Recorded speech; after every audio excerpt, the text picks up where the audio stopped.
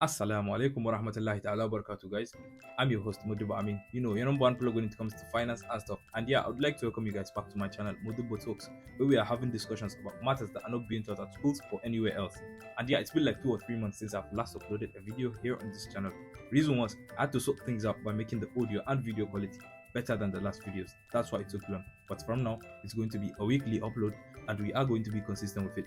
Now, without wasting any more time, let's get into the video. But before then, I would like to ask you guys to hit that big red button that says subscribe. It's not going to cost you anything, but first you have to have a YouTube account. If you don't have one, it's quite easy to create one. You'll click sign up and it will take you to a page where it will ask for your first name, your last name, your email address, the password you will be using to sign in, and then that's it. Then you can subscribe, like, and share this video. Now let's get into the video.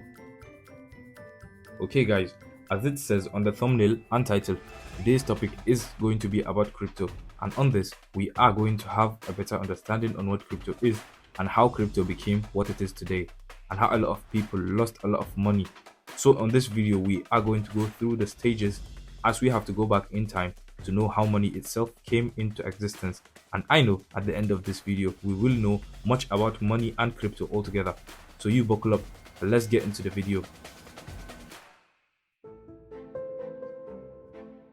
Okay, the first stage is the transition from bartering to currency. Money, in some way, shape, or form, has been part of human history for at least the last 3,000 years. Before that time, historians generally agreed that a system of bartering was likely used. Bartering is a direct trade of goods and services. For example, a farmer may exchange a bushel of wheat for a pair of shoes from a shoemaker. However, these arrangements take time. If you are exchanging an axe as a part of an agreement in which the other party is supposed to kill a woolly mammoth, you would have to find someone who thinks that's a fair trade. If this doesn't work, you would have to alter the deal until someone agreed to the terms. Slowly, a type of currency involving easily traded items like animal skins, salt, and weapons developed over the centuries. These traded goods served as the medium of exchange, even though the value of each of these items was still negotiable in many cases. So this system of trading spread across the world and it still survives today in some parts of the globe. One of the greatest achievements of the introduction of money was increasing the speed at which the business, whether mammoth slaying or monument building, could be done. And this method was as clear as day that it was not efficient, which brings me to my next point. You see, sometime around 770 BC, the Chinese moved from using actual usable objects such as tools and weapons as a medium of exchange to using miniature replicas of these same objects that had been cast in bronze. Due to impracticality, nobody wants to reach into their pockets and impale their hand on a sharp arrow. These tiny daggers, spades, and hoes were eventually abandoned for objects in the shape of a circle. These objects became some of the first coins. Although China was the first country to use an object that modern people might recognize as coins, the first region of the world to use an industrial facility to manufacture coins that could be used as a currency was in Europe, in the region called Lydia, now Western Turkey. Today, this type of facility is called a mint, and the process of creating a currency in this way is referred to as minting. And in 600 BC, Lydia's king, Alyattes, minted the first official currency. The coins were made from electrum, a mixture of silver and gold that occurs naturally, and the coins were stamped with pictures that acted as denominations. In the streets of Sardis, in approximately 600 BC, a clay of jar might cost you 2 owls and a snake. Lydia's currency helped the country increase both its internal and external trading systems, making it one of the richest empires in Asia Minor. Today, when someone says as rich as Croesus, they are referring to the last Lydian king who minted the first gold coin. And yeah, ladies and gentlemen, that's how we moved from trade by barter to minting coins. Which brings me to my next point.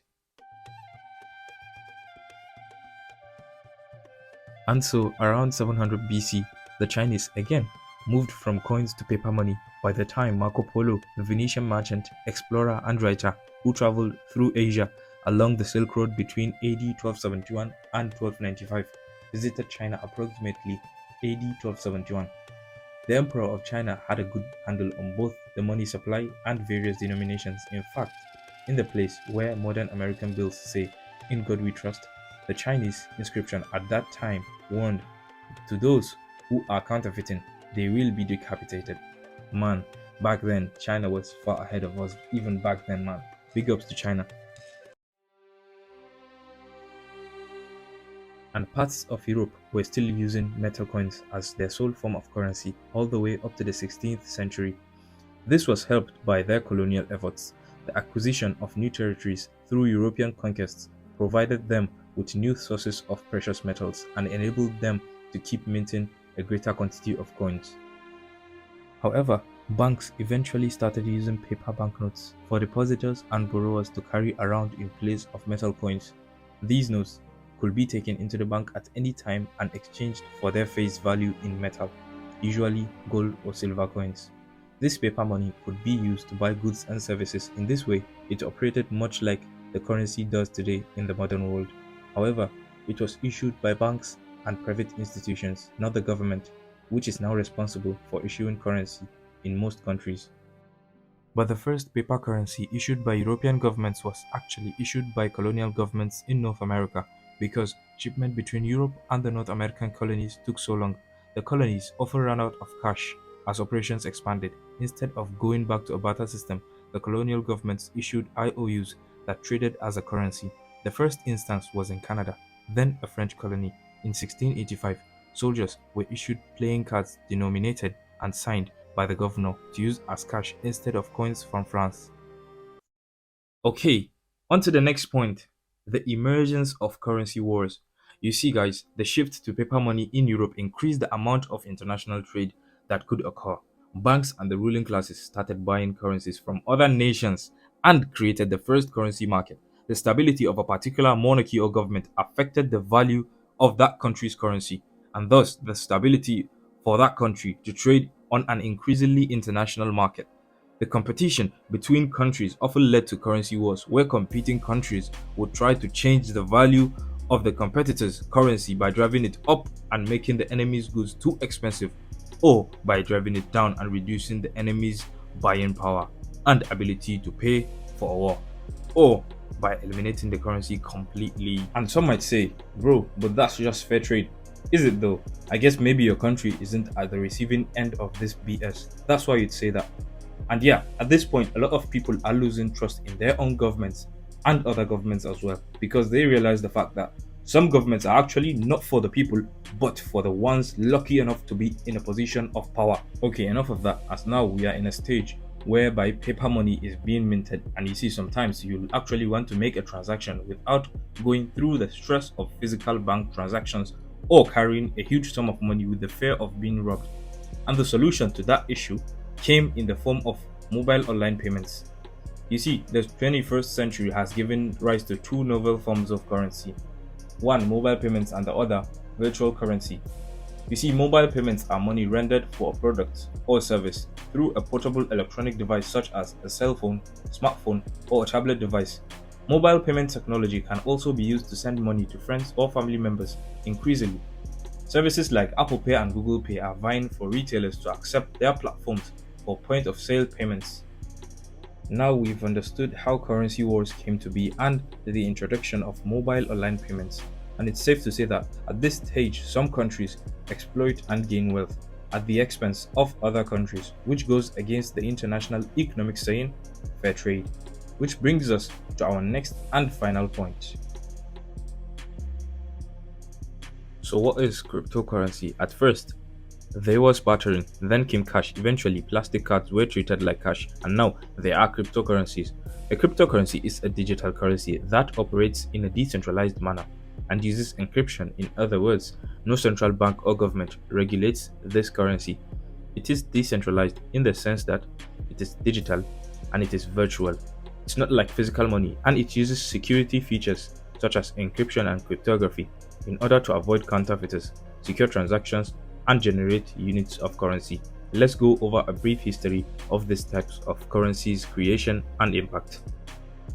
The very first of such cryptocurrencies created is Bitcoin. It was created in 2009 by someone or a group of people that goes by the pseudonym of Satoshi Nakamoto. The crazy part is no one knows the exact details of who created Bitcoin. It was created in the wake of the 2008 financial crisis, which hit the world's economic system pretty hard. People were upset at banks and governments for a wide variety of reasons. One of these reasons was the implicit nature that citizens had to trust banks and governments, things completely outside their control, with their hard-earned money. On top of that, regular people could have their financial assets seized or frozen for any reason by almost anyone, including companies and foreign governments.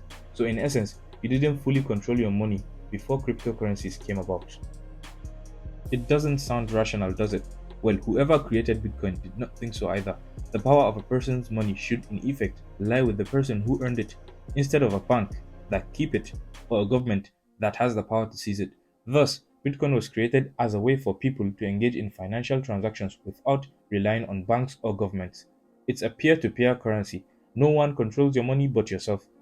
And such transactions are generated, secured, and verified thanks to cryptography. In other words, it's not a bank or government that verifies and secures a transaction, it's mathematics. This allows us the freedom to do whatever we want with our money at any time and with anyone, anywhere around the world, without dodgy black market rates, without any restrictions whatsoever, other than those we put upon ourselves. And now, let's have a discussion on how you lost your money on crypto. Well, it is quite easy to lose your money on crypto if you don't know what it is in the first place, or you don't know what you are doing, or you fall victim to a rug pull, another word for scam. And there's certainly a lot more ways to lose your money on crypto, but we are specifically going to talk about these two. You see, a lot of people lost money because they did not actually know what crypto is. They probably were seeing too many rags to riches stories. They decided that maybe I'm going to be the first billionaire in my family. And they went ahead and invested their hard-earned money into crypto, into some coins that they themselves were not familiar with. They just invested because they noticed the hype around it. And then check the graphs, it shows green. I mean, green is always a good sign in it. But then, out of the blue, it turns red or disappears completely without any trace. And this actually happened in real life. I'm sure you guys remember that Netflix show, Squid Game. Well, there's this developer that made a game called Squid Coin, a game in which you first pay to play and earn tokens. It started like a joke, but its price soared to $2,860. A lot of investors were happy because their investments grew from zero to $2,860 within a short amount of time. But that happiness turned to anger when they realized that they couldn't exchange their tokens for real cash, and within a couple of hours, the Squidcoin website and socials disappeared completely, with the developer taking in a healthy $3.38 million. Now, ladies and gentlemen, that is the wild west of crypto. It is one of the bad sides of crypto because it is anonymous, so it is prone to scams like these, but hopefully in the future, crypto will be scam proof. And yeah guys, this brings me to the end of this video. Hopefully you guys enjoyed. And also, if you are new, don't forget to subscribe, like, and share this video. And also don't forget to turn on the notification bell to be notified once I've uploaded interesting and informative videos like these. And yeah, I will make sure to upload every other week or two depending on my schedule. And yeah, thanks for watching.